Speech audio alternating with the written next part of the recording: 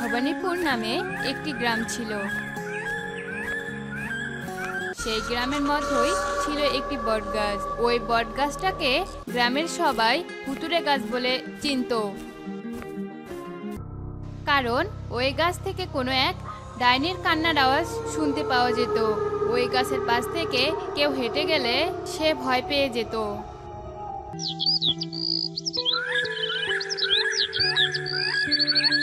আকাশ, তুই জানিস কালকে ওই বট গাছের পাশ দিয়ে আসার সময় রসিক ভাই খুব ভয় পেয়ে যায় ওই বাচ্চার কান্না আওয়াজ শুনে। বেচারা এত ভয় পেয়েছে যে জ্বর চলে এসেছে। কি দরকার ছিল সন্ধেবেলা ওই ভূতের বটগাছটার সামনে দিয়ে আসা? ভুল করেছে, তাই শাস্তি পেয়েছে। হ্যাঁ, তুই ঠিক বলেছিস। পর আকাশ সেখান থেকে চলে যায়।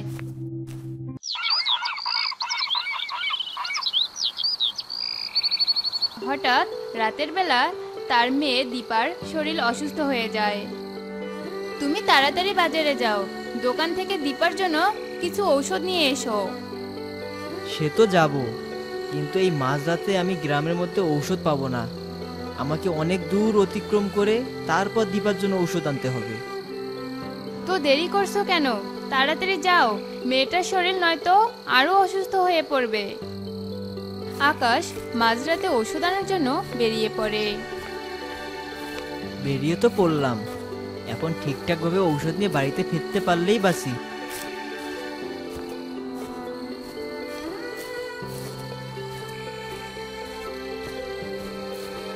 এ কি, রাস্তার মধ্যে এই গাছটি কোথা থেকে আসলো? এই গাছটা এখন আমি কিভাবে সরাবো?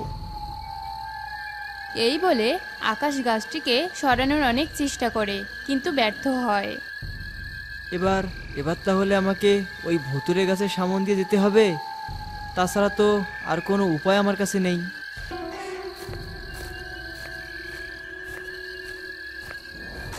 এই বলে আকাশ দোয়া পাঠ করতে করতে সেই ভুতুরে গাছের সামন দিয়ে যাচ্ছিল।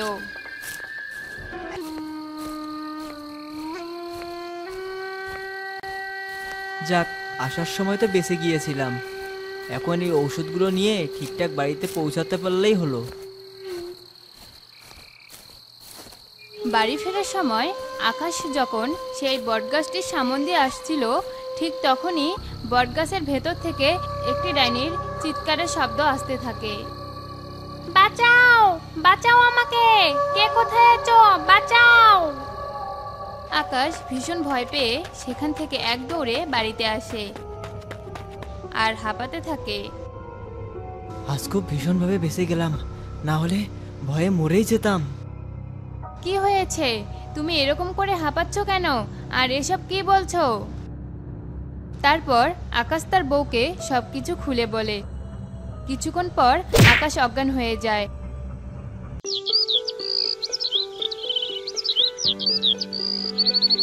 আর পরের দিন সকালে আকাশের ভীষণ জ্বর হয়। আকাশের এই অবস্থার কথা পুরো গ্রামে ছড়িয়ে পড়ে, আর সেদিন থেকে সেই ভুতুরে গাছটার সামন দিয়ে যাওয়া আসা একদম বন্ধ হয়ে যায়। গ্রামে কিশোর নামে একজন ব্যক্তি ছিল। কিশোর জামা কাপড়ের দোকান চালাতো। গ্রামে ওই একটাই মাত্র দোকান ছিল। সেখানে আশেপাশের গ্রাম থেকেও লোকেরা জামা কাপড় কিনতে আসতো। লোকেদের বেশি ভিড় হওয়ার কারণে কিশোর দোকানে রাজু নামের একটি ছেলেকে কাজে রেখেছিল। এই রাজু, দেখ তো দোকানের সব জামা কাপড়গুলো এলোমেলো হয়ে পড়ে আছে, এগুলো একটু গুছিয়ে রাখ। হ্যাঁ বাবু, এখনই সব গোছাচ্ছি। আচ্ছা, তুই দোকানটা দেখ, আমি একটু বাড়িতে গিয়ে খেয়ে আসি। আচ্ছা বাবু, ঠিক আছে। কিশোর প্রতিদিন যখন বাড়িতে খেতে যেত,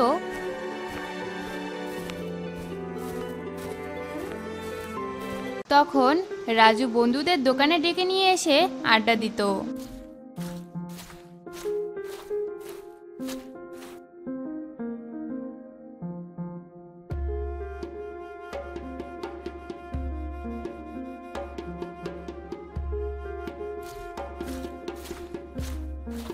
হ্যাঁ হ্যাঁ বন্ধুরা, তোরা এখন চলে যা, মালিক আসার সময় হয়েছে। রাজুর বন্ধুরা চলে যাবার পর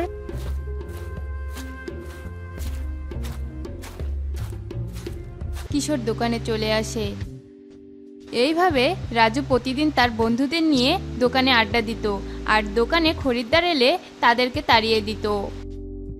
কিরে রাজু, আজকে কোনো খরিদ্দার আসেনি দোকানে? না বাবু, এখনো আসেনি, হয়তো আসবে। একদিন রাস্তার মধ্যে হঠাৎ কিশোরের সাথে তার প্রতিবেশীর এক মহিলার দেখা হয়। আরে ভাবি, কেমন আছেন? কয়েকদিন হয় দোকানে আসেন না যে। আমি ভালোই আছি। আপনার দোকানে সেদিন আমি গেছিলাম, তা রাজু সেখানে কয়েকটি ছেলে সহ আড্ডা দিচ্ছিল আর আমাকে বলল কিছুক্ষণ পরে আসতে।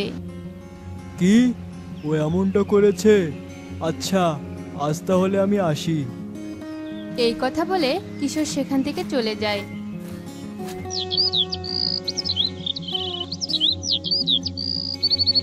একদিন কিশোর যখন বাড়িতে খেতে যাচ্ছিল তখন রাজুকে তার বন্ধুরা বলে, আজ কিশোর যখন বাড়িতে যেতে চাইবে তখন আমরা তাকে ধরে এই বটগাছে বেঁধে দিয়ে আসব, আর তারপর থেকে এই দোকানের মালিক হব আমরা।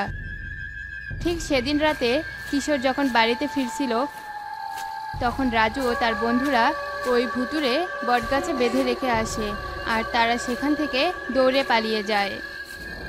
হে উপরওয়ালা, এখন আমি কি করব? আমি এই ভুতুরে বটগাছ থেকে নিজেকে কিভাবে রক্ষা করব? আমার ভীষণ ভয় করছে। বাঁচাও, বাঁচাও আমাকে, কেউ সাহায্য করো আমাকে। কিশোর ভীষণ ভয় পেয়ে যায় আর হাতের বাঁধা দড়িটা আস্তে আস্তে খোলার চেষ্টা করে এবং দড়িটা খুলে যায়। এই তো, দড়িটা খুলে গেছে। এ কি, এই বটগাছে এই লাল কাপড়টা কি? দেখি তো। তারপর কিশোর সেই লাল কাপড়টাকে গাছ থেকে খুলে ফেলে আর কাপড়টা খুলতেই গাছ থেকে একটা ডাইনি বের হয়ে আসে। ডাইনিকে দেখে কিশোর ভীষণ ভয় পেয়ে যায়। তুমি আমাকে ভয় পেও না কিশোর, আমি একজন ভালো ডাইনি, আমি তোমার কোনো ক্ষতি করব না। এক রাক্ষস আমার সাথে যুদ্ধ করে আমার সকল জাদু শক্তি কেড়ে নিয়েছে। আমি রাক্ষসের সাথে যুদ্ধে হেরে যাওয়ার পর রাক্ষসকে জাদু শক্তি দিতে অস্বীকার করি, আর তাই রাক্ষসটা আমাকে এই লাল কাপড়ে বন্দি করে এই গাছটার সঙ্গে বেঁধে রেখে দিয়েছিল। আর সেই কাপড়টা গাছ থেকে খুলছো আর সেই সাথে সাথে আমি মুক্তি পেয়ে গেছি। ও, তাহলে এবার আমি বুঝতে পেরেছি এই বটগাছের রহস্য। যাই হোক, আজ থেকে তুমি তো মুক্ত, আর এই বটগাছটাকেও আজ থেকে কেউ ভয় পাবে না। হ্যাঁ, তুমি ঠিক বলেছ। আজ থেকে আর এই গাছটাকে কেউ ভুতুরে গাছ বলবে না। আর তুমি একটা কাজ করো, তুমি গ্রামে গিয়ে সকল মানুষকে বলো ওরা যেন এই রাস্তা দিয়ে চলাফেরা করতে ভয় না পায়।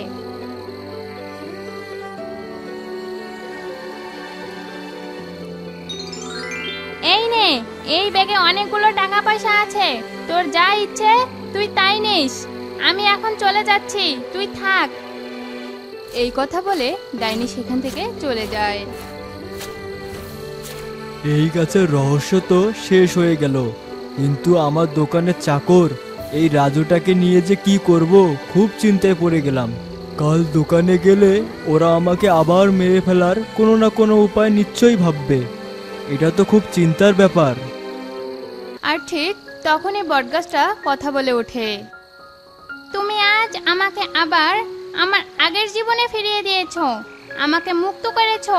বলো তুমি কি চাও? তুমি যা চাইবে আমি তোমাকে তাই দেব। ঠিক আছে, আমার সাথে যারা অন্যায় করেছে, মানে আমাকে যারা এখানে বেঁধে রেখে পালিয়ে গেছে, আমি তাদের শাস্তি দিতে চাই। তুমি কি পারবে তাদের শাস্তি দিতে? কেন পারবো না? অবশ্যই পারবো, তুই কোনো চিন্তা করিস না। এখন বাড়িতে যা, তোর যারা অন্যায় করেছে তাদের কাল এই গাছেই ঝুলিয়ে মারবো।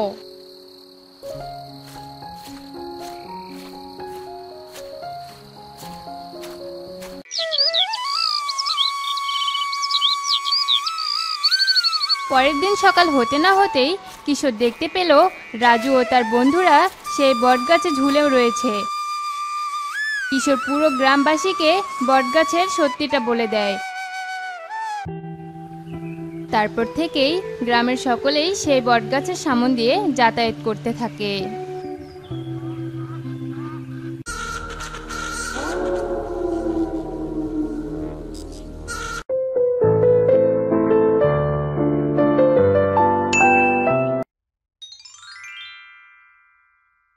পার্বতী, তুই কেন এমনটা করলি বলতো?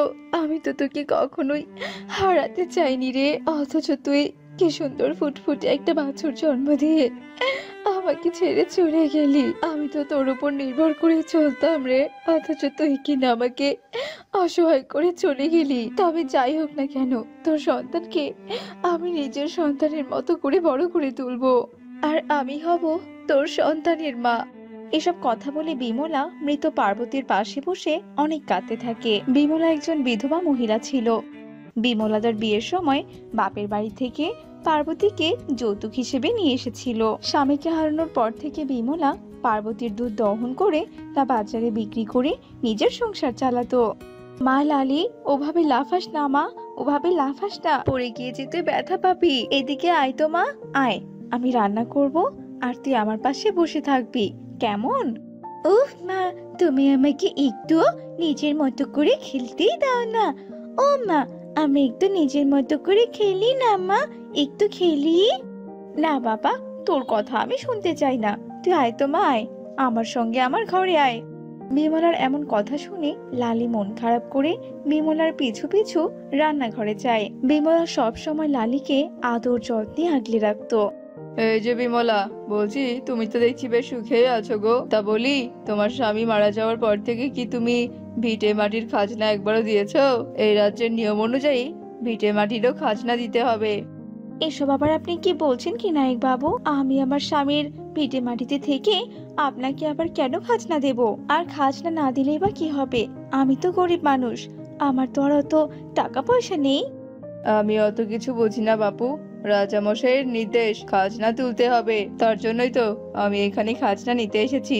আর আমি তোমাকে 7 দিনের সময় দিচ্ছি, এর মধ্যেই খাজনাগুলো পরিশোধ করতে হবে তোমায়, নয়তো কিন্তু তোমার এই ভিটে মাটি রাজ সম্পদের দখলে চলে যাবে, আর তখন তোমাকে এখান থেকে তাড়িয়ে দেব, এই বলে গেলাম। এইসব হুমকি দিয়ে নায়ক সেখান থেকে চলে যায়। হায় ঈশ্বর, এবার আমি কি করব? আমি কি করি বা আমার ভিটে মাটির খাজনা দেব? আমি তো নিজের সংসার চালাতে হিমশিম খাচ্ছি। মা, ও মা, তবে কি আর আমরা এই বাড়িতে থাকতে পারবো না? আমাদেরকে এই বাড়ি ছেড়ে একেবারেই চলে যেতে হবে?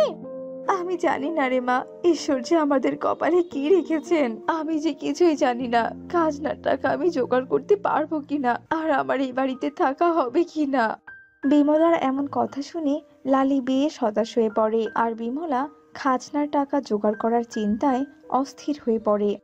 সুরেশ দাদা, অনেক বড় বিপদে পড়ে আমি যে আপনার কাছে এলাম।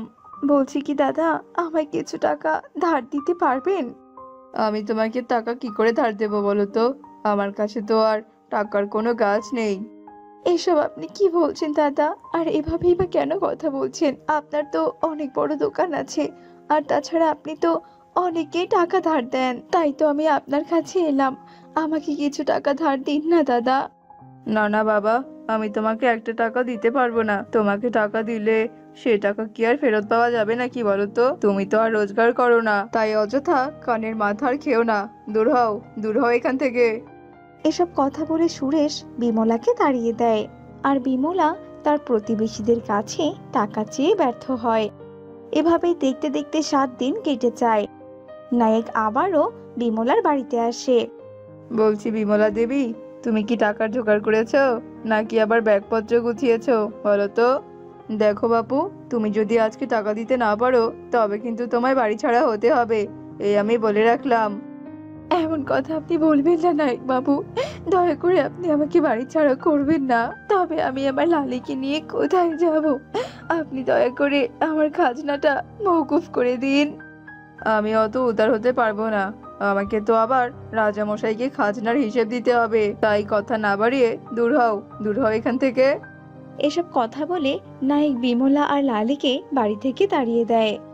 যাক বাবা, আমার সম্পদের সঙ্গে আরো একটা বাড়ি যুক্ত হলো। আমি তো এভাবেই গরিব আর অসহায় মানুষদের রাজামশাইয়ের ভয় দেখিয়ে বাড়িঘর দখল করি। এভাবে অন্যের সম্পদ আত্মসাৎ না করলে নিজের সম্পদ বাড়াবো কি করে? আমাকে তো আবার নিজের সম্পদ বাড়াতে হবে। মা, ও মা, আমি যে আর হাঁটতে পারবো না গো মা। আমার যে বড্ড পা ব্যথা করছে, তার উপর আবার প্রচুর ক্ষুধা লেগেছে। আমার খিদের জ্বালায় যে আমি আর হাঁটতেই পারছি না মা। ও বাবা, তুমি আমাকে দয়া করে একটু খাবার খেতে দাও না মা। হায় ঈশ্বর, এবার আমি আমার অসহায় বাছুরকে কি খেতে দেব? আশেপাশে তো আমি কোনো ঘাসও দেখতে পাচ্ছি না। মা লালি, তুই এখানেই থাক, আমি একটু দেখি আশেপাশে কোনো ঘাস পাই কিনা। এরপর বিমলা লালির জন্য ঘাস খুঁজতে যায়। সে আশেপাশে ঘাস খুঁজতে থাকে, আর অনেক খোঁজার পর বিমলা একটা জমিতে অনেক তরতাজা ঘাস দেখতে পায়। আরে বাহ, এখানে তো দেখছি অনেক ঘাস। মনে তো হচ্ছে এখানে কেউ ঘাস চাষ করেছে। যাই হোক, আমি বরং এখান থেকে কিছু ঘাস নিয়ে যাই, তাতেই আমার লালির পেট ভরে যাবে। এরপর বিমলা ঘাস কাটতে শুরু করে। ঠিক তখনই সেখানে রাজার নায়েক চলে আসে আর বিমলার মাথায় জোরে করে লাঠি দিয়ে একটা আঘাত করে। শয়তান মহিলা, তোকে বাড়ি থেকে তাড়াতে না তাড়াতেই তুই কিনা আমার ঘাস বাগানের ওপর হামলা করছিস। তুই যদি আমার বাগানের ঘাসগুলো কেটে নিয়ে যাস, তবে আমার খামারের গরুকে আমি কি খাওয়াবো? হ্যাঁ, এই রে, আঘাত করাটা কি আবার বেশি হয়ে গেল নাকি? কপাল থেকে তো রক্ত ঝরছে, মরে টরে গেল নাকি? মরলে তো আবার বিপদ। না, এই ব্যাপারটাকে এখানেই শেষ করতে হবে। এসব কথা বলে নায়েক বিমলাকে মাটি চাপা দেয়। এদিকে রাত হওয়ার কারণে বিমলা না ফেরাতে, একি এসব আবার কি হলো? মা আমার জন্য ঘাস আনতে গিয়ে এখনো ফিরলো না কেন? মা আবার হারিয়ে যায়নি তো? হারিয়ে যায়নি রে মা, আমি যে মরে গেছি রে। আরে শয়তান দুষ্টু নায়কটা যে আমায় মেরে ফেলেছে রে মা। তবে আজ আমি আমার মৃত্যুর প্রতিশোধ নেবই নেব। ডাইনিকে দেখে লালি কিছুটা ঘাবড়ে যায়, আর লালি কিছু বলে ওঠার আগেই ডাইনি লালির শরীরের ভিতর প্রবেশ করে আর লালি রূপেই নায়কের কাছে যায়। নায়ক, এই নায়ক, আমাকে হত্যা করে কিনা তুই শান্তিতে ঘুমোচ্ছিস? তবে এটাই তোর জীবনের শেষ ঘুম। ডাইনির এমন কথা শুনে নায়কের ঘুম ভেঙে যায়, আর নায়ক ডাইনি রূপী লালিকে দেখে ভীষণ ঘাবড়ে যায়। কি বিমলা, তুই তুই তুই তুই কিনা আবার ফিরে এসেছিস? অসহায় বাছুর আর ডাইনি মা, হে ঈশ্বর, রক্ষা করো, এদের হাত থেকে আমাকে রক্ষা করো। নায়ক বারবার ঈশ্বরকে ডেকেও কোনো লাভ হয় না। ডাইনি রূপী লালি নায়ককে ঘুরে দিতে দিতে হত্যা করে। তারপর ডাইনি লালির ভেতর থেকে বের হয়। হায় হায়, আমি এসব কি করলাম? আমি কিনা নায়ককে হত্যা করে ফেললাম। না রে মা, ওকে যে আমি হত্যা করেছি, কারণ ও যে এটারই যোগ্য। এরপর ডাইনির আত্মা লালিকে সব কথা খুলে বলে। তুই আর কাঁদিস না রে মা, আমি ডাইনি রূপেই চিরকাল তোর পাশে থাকবো। আর এই নায়কের বাড়িতেই তুই আমার ছায়ায় সুখে শান্তিতেই থাকবি। তোর আর কোনো কষ্ট হবে না রে মা, তোর আর কোনো বিপদ হবে না। তোর ডাইনি মাঝি তোর সাথেই আছে।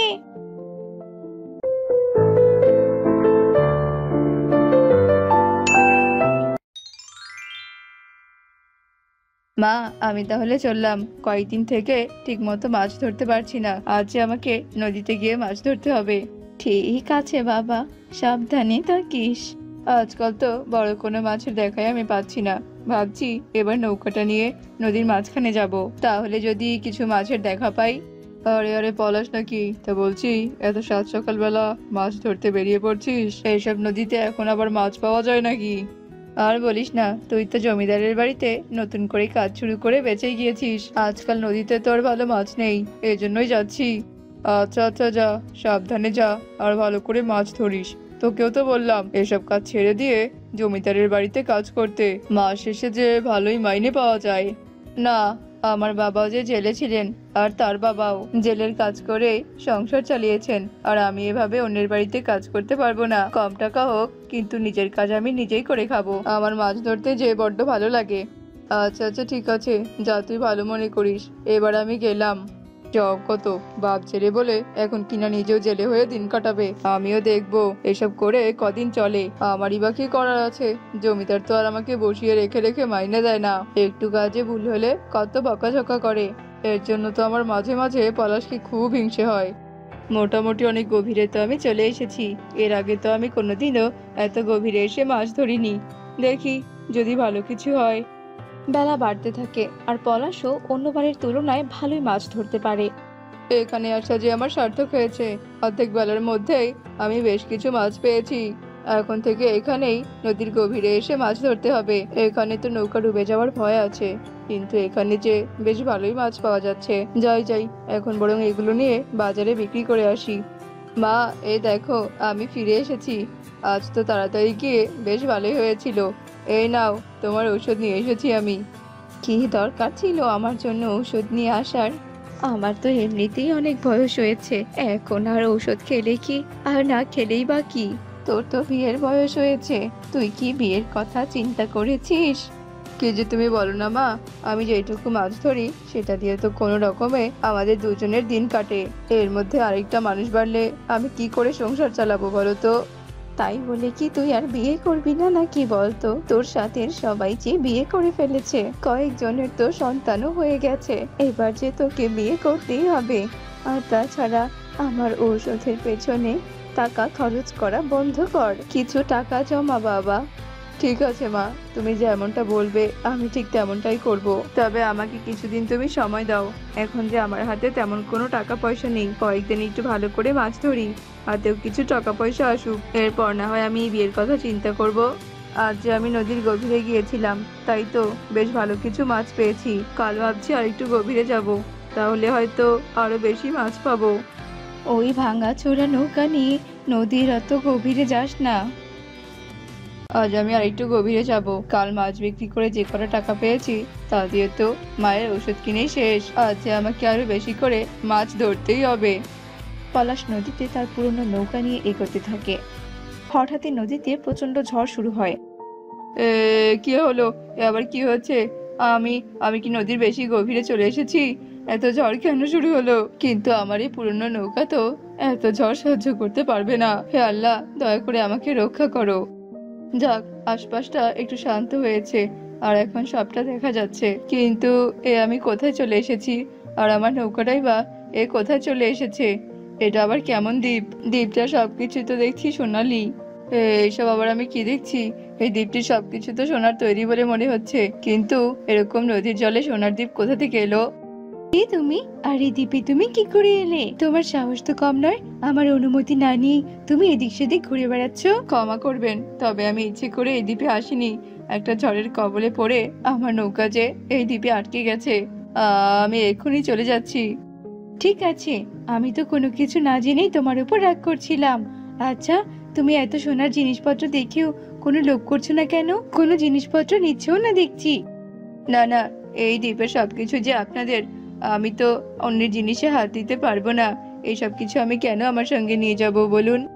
তোমার সততা দেখে আমি সত্যি খুবই খুশি। আমাদের সোনার দ্বীপে লোকজনের খুবই অভাব, আমরা শুধুমাত্র কয়েকজন পরি এখানে থাকি। তবে আমাদের একটা বিশ্বস্ত লোকের খুবই প্রয়োজন, যে কিনা দৈনন্দিন আমাদের ছোটখাটো কিছু কাজ করে দিতে পারবে। তুমি কি এখানে রোজ রোজ একবার এসে আমাদের কাজ করে দিতে পারবে? তুমি চিন্তা করো না, আমি ভালো মাইনে দেব। ক্ষমা করবেন, আসলে আমি নিজে একটা জেলে, আর আমি আমার মাছ ধরার কাজটা খুব বেশি পছন্দ করি। বাইরের কাজ করতে আমার একদম ভালো লাগে না। সব সময় তাদের কোনো না কোনো অভিযোগ থাকে। আমি বুঝতে পেরেছি। আচ্ছা আচ্ছা, ঠিক আছে, তোমাকে এখানে কাজ করতে হবে না। তবে তুমি কি আমাদেরকে সাহায্য করবে? আমি তোমার কাছে সাহায্য চাইছি। এই পর্যন্ত আমি প্রায় 2-3 জনকে এখানে নিয়ে এসেছি, কিন্তু কেউই আমাদের এত সোনাদানা দেখে লোভ সামলাতে পারেনি। আমাদের এখানে যে লোকই আসুক না কেন, কয়েকদিনের মধ্যে সে কিছু না কিছু চুরি করে। তোমাকে আমার ভালো লেগেছে, এজন্যই আমি তোমার থেকে সাহায্য চাইছি। একজন পরী কিনা আমার মতো সাধারণ একটা মানুষের কাছে সাহায্য চাইছে, তাকে এই মুহূর্তে মানা করা একদম ঠিক হবে না। তার থেকেও ভালো কথা, আমার যে বড্ড টাকার প্রয়োজন, আমার মাকে যে ভালো হাসপাতালে চিকিৎসা করাতে হবে। নিজের বিয়ের খরচের জন্য তো আবার টাকার দরকার। আমি বরং পরীকে হ্যাঁই বলে দেই। কি হলো কি? যদি আমাকে সাহায্য করতে না চাও তবুও কোনো সমস্যা নেই, আমি তোমাকে আটকাবো না। না পরী, আমি চিন্তা করে দেখেছি, আপনাদের এই দ্বীপে কাজ করতে আমার কোনো আপত্তি নেই। এমনিতেও যে আমার টাকার খুব প্রয়োজন, আমি কাজ করার বিনিময়ে যদি ভালো টাকা পাই তাতে তো কোনো সমস্যা নেই। ধন্যবাদ তোমাকে। আর তুমি চিন্তা করো না, আমরা কখনোই তোমার কাজের জন্য তোমাকে বকাঝকা করব না। তুমি স্বাধীনভাবে আমাদের এই সোনার দ্বীপে আমাদের কাজে সাহায্য করতে পারবে।